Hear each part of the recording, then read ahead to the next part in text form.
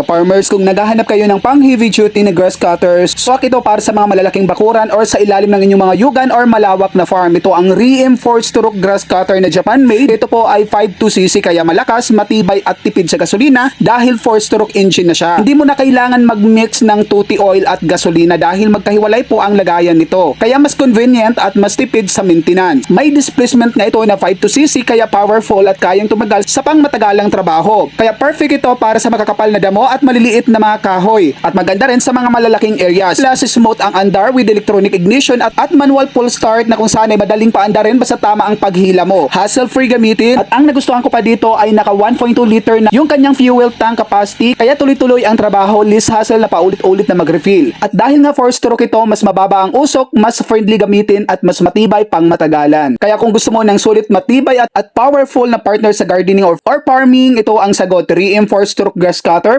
52cc, yung trabaho mo na mas mapapadali, mas mabilis at mas tipid. Ito na ang i-check out mo. Ilalagay ko yung link shop kung saan po tayo nag-check out. Dito mabibili.